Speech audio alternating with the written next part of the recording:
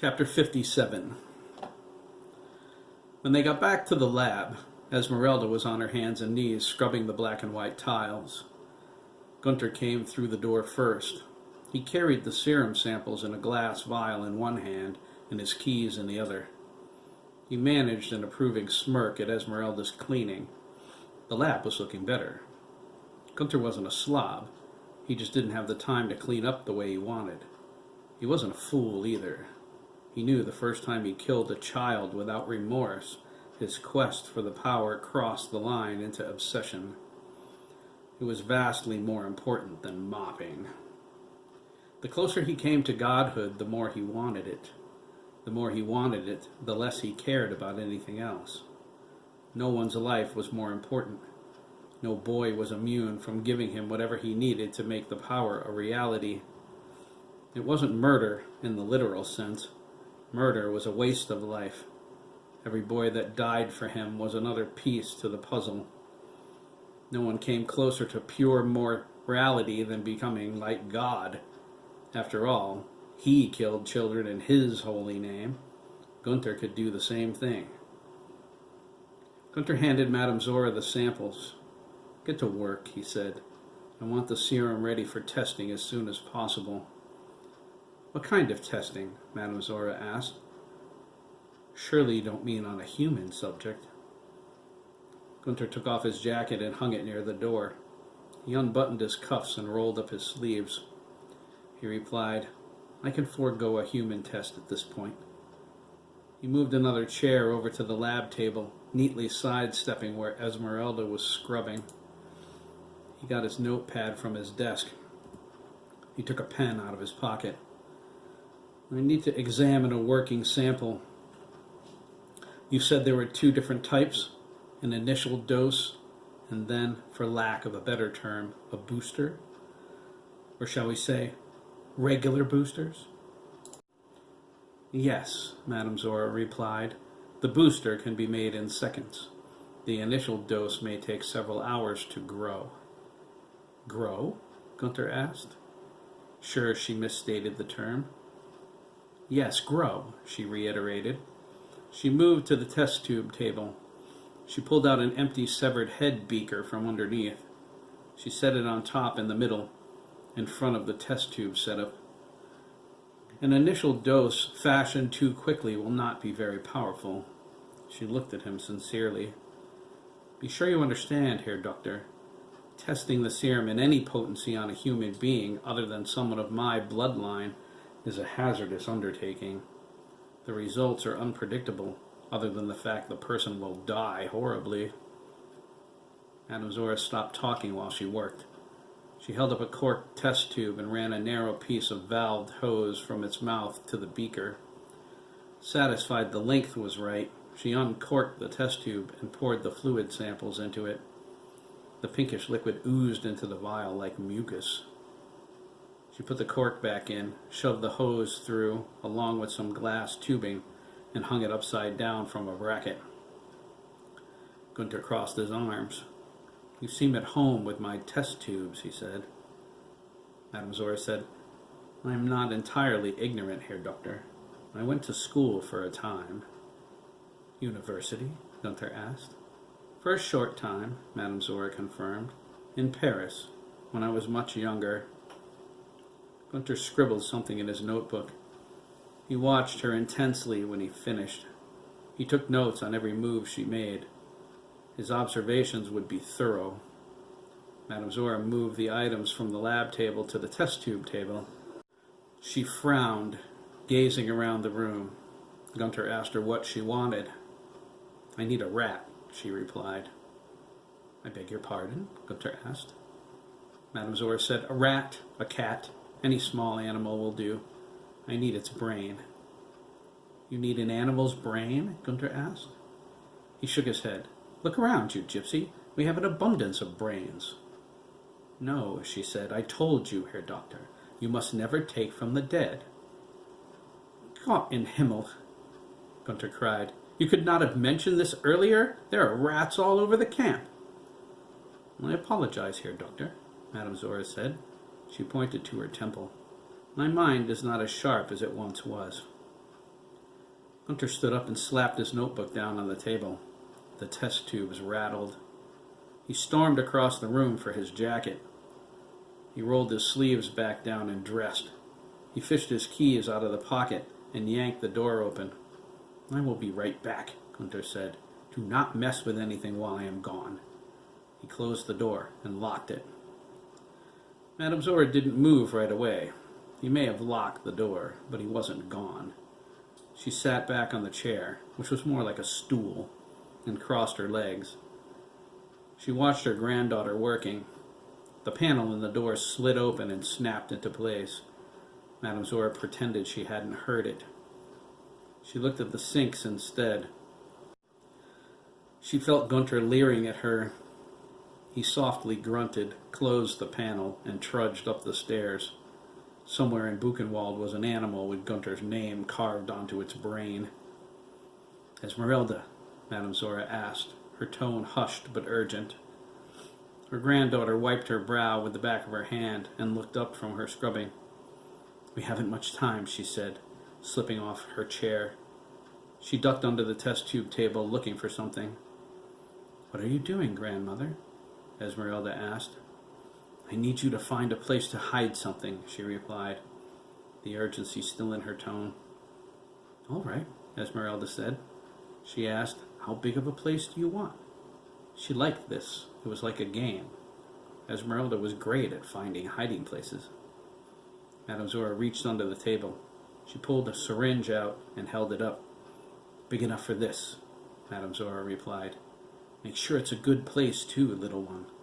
If the doctor ever finds this, we will both die." She rose and pulled the cork off of the syringe, exposing a long, sharp needle. She glanced at the door and strained to listen. When she didn't hear Gunter, she shoved the needle into the sample tube's cork. She pulled the plunger gently back, sucking in a minuscule amount of the brain fluid into the reservoir. Dr. Bremen would never notice the loss of such a small amount. Madame Zora pulled the needle out and recorked it. She gave it to her granddaughter. "Hide this, Esmeralda," she said. "What are you going to do with it?" Esmeralda asked. She held the syringe up. She looked at the pink fluid inside of the glass. She liked the color. Madame Zora whispered, "Hopefully save the world, my dear." Now, quickly, she heard Gunter's footfalls coming back down the stairs. "He is coming." Esmeralda's eyes frantically darted around the room. She rushed to the sinks and lithely climbed to where she could reach the jarred heads. She cringed when she looked at the Jewish boy with the yarmulke. She swallowed her gorge, lifted the yarmulke, and squished the needle, plunger and all, into the boy's brain. She heard Gunter now. He was outside the door, jingling his keys. When she heard the lock, Esmeralda jumped down from the sinks and fell to her knees. She grabbed her scrub brush and was innocently scrubbing when the door opened. Gunter strutted in carrying an orange kitten by the scruff. It hissed at him, twisting, trying to escape. "You may make use of this feline," Gunter said, holding the kitten out to Madame Zora. A guard confiscated it from one of the children. Madame Zora took the kitten and cradled it in her arms. It was shaking and dug its claws painfully into her shoulder. She winced and asked Gunter to give her a syringe. "What on earth for?" Gunter demanded, his hands on his hips. His jacket dangled from the left one. "You do not expect me to cut a living animal, do you?" she asked. "I suppose you are going to hold it down for me?" Gunter took 3 giant steps toward her. He reached out and grabbed the kitten by the head. He waited until Madame Zora looked him in the eye. He wanted her to see his expression. It was angry. It was apathetic. When she finally looked up, hers projected annoyance. Gunter twisted the kitten's head all the way around until the neck snapped. Esmeralda gasped as the animal fell limp. "There," Gunter snorted. "Dead cat. Now, get to work." "Esmeralda," Madame Zora asked, "I know this will be difficult for you, but you must watch." "Grandmother, no," Esmeralda pleaded. "Be still, child," she snapped. "It is your legacy." Gunther opened his mouth to protest. Esmeralda made her way slowly around the lab table. He changed his mind. Let her watch, he thought. It will not matter what she sees or what she learns. When this is over and the power is mine, I will snap her neck as easily as that stupid cat. Madame Zora set the kitten down in the dissection tray. Gunther got her some pins from his desk. She stuck them through the kitten's padded feet, securing it to the wax bottom. She spun the tray around so its head was toward her. She took a scalpel and made a neat incision around the circumference above the kitten's eyes. Her hands flashed as she operated with surgical precision. Her familiarity with the scalpel did not escape Gunther's notice. She had medical schooling. He made a notation on the pad to have that checked out, along with the university inquiry he planned to request from Paris. He would ask Adolf to do it without alerting Himmler. Gunther was sure she attended medical school somewhere. He vowed to be more careful around her in the future. Esmeralda felt the world spin, sure she was going to throw up. Madame Zora noticed her growing pale. She whispered encouraging words as she sawed through the kitten's skull. Gunther took his seat, his notepad in hand. He wrote down every word she said. The power is alive, little one, Madame Zora said. She lifted the kitten's skull and exposed its tiny brain. The serum samples are small pieces of the power of creation. She looked at her granddaughter. You must never take samples from the dead. It pollutes the purity. Spirits can possess the fluid. They will remain with the power, become one with it, possibly control it, and that must never happen. The dead must never be allowed access to the power. She nodded at the kitten. A brain is required in the beginning. It must be a brain that has never known a conscious thought. She held up her finger. Never begin with a human brain. The results are too horrible to consider. I understand, grandmother, Esmeralda said, even though she didn't. She did as she was instructed. She knew she would learn the whole truth someday. In the meantime, she shut her emotions down. She took on the same detached demeanor her grandmother demonstrated. Gunther wrote absolute nonsense in the margin next to her statements. Why is she insisting we not use a human brain? Is it some outmoded morality? Religious misgivings? Could it be the use of a human brain makes the power even greater? Madame Zora sliced out the kitten's brain. She held it up for Esmeralda to see that it was quivering. This is the foundation, little one, she informed her. A vessel to contain the life force of the power without the perversion of outside influences. Animals have no consciousness guiding their souls, my dear. The power will bind itself here without a guiding force. That's the key. You want your subject's mind to be the only influence over the power.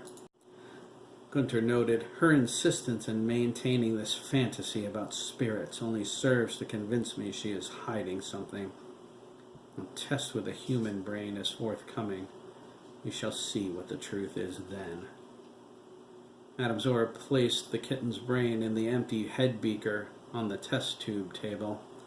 She moved the tubing so the end was directly over it. She took the items Gunther gathered, including the rat poison, and measured them one by one. Gunther wrote down the measurements of each.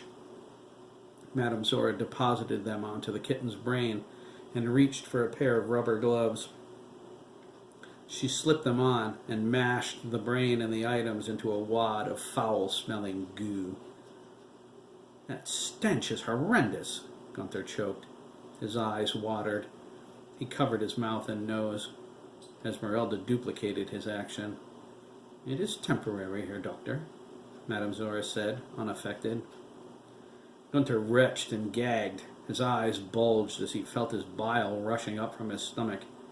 He clasped his hands over his mouth and ran into the bathroom. Esmeralda scrunched up her nose at the sound of his vomiting.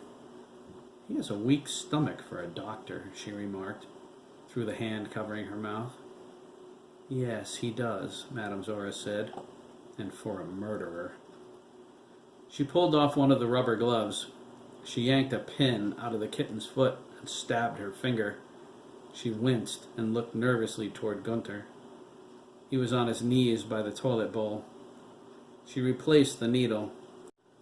She held her injured finger over the brain mash and squeezed out one drop of her blood. It landed on the mixture with an audible pop, which she concealed by clearing her throat. She reached in with her gloved hand and mixed everything. Why did you do that? Esmeralda whispered. I just bound the power to my blood, Madame Zora replied. She winked at her granddaughter. This is the secret he does not remember from childhood. Now, this sample will only work on me.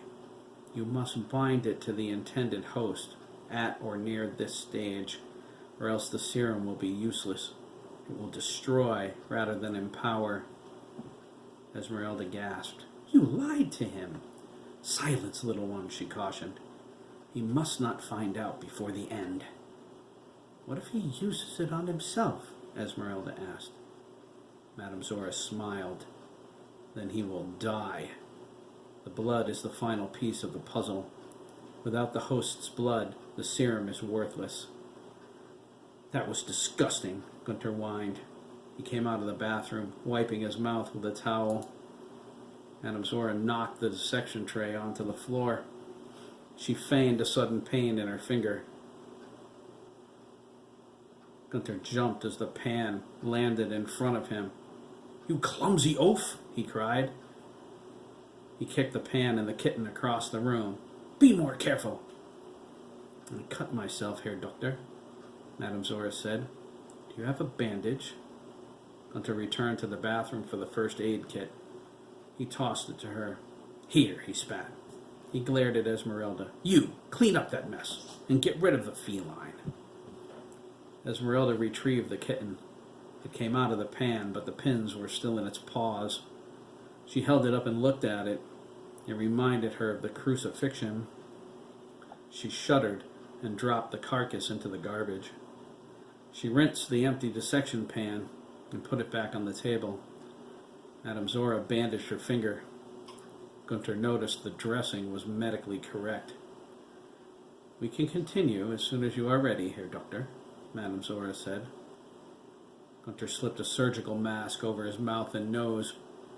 He sat down and snatched up his notepad. He glared at her once he was ready to write. Esmeralda moved in behind her grandmother. Madame Zora reached up and opened the valve on the tubing. Watch, she said. Witness a tiny portion of the Lord's might. Spare me the religious claptrap, woman, Gunther snapped. I want to see it work. You will, Herr Doctor, Madame Zora replied. The pinkish fluid flowed slowly through the narrow hose. You will. Gunther and Esmeralda were startled when the first drop of fluid hit the brain mash. There was a brief burst of energy which filled their vision with spots. The brain mash reacted, moving on its own accord. The next drop fell. The brain mash sucked it in hungrily. Gunther watched, amazed, furiously scribbling in his notebook. His head bobbed up and down as he observed, noted, Madame Zora opened the valve all the way until the fluid sample flowed freely. The brain mash writhed and squirmed, absorbing the fluid before it even made contact. Madame Zora closed the valve. Gunther glared at her.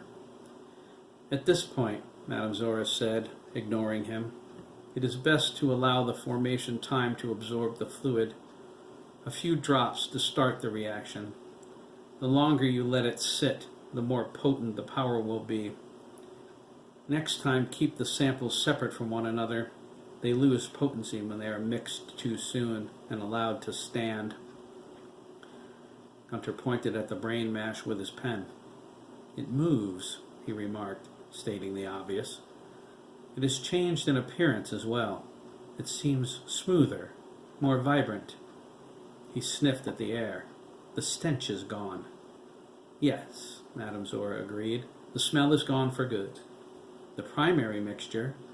Primary mixture? Gunther interrupted. She shrugged.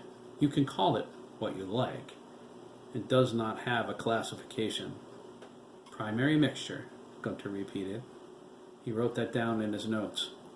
It will remain as you see it indefinitely, Madame Zora said, provided you keep it away from drastic changes in temperature or any outside contact. The formation is delicate. The longer it is allowed to sit, the more delicate it becomes. More powerful, yet more delicate, Gunther repeated. Interesting.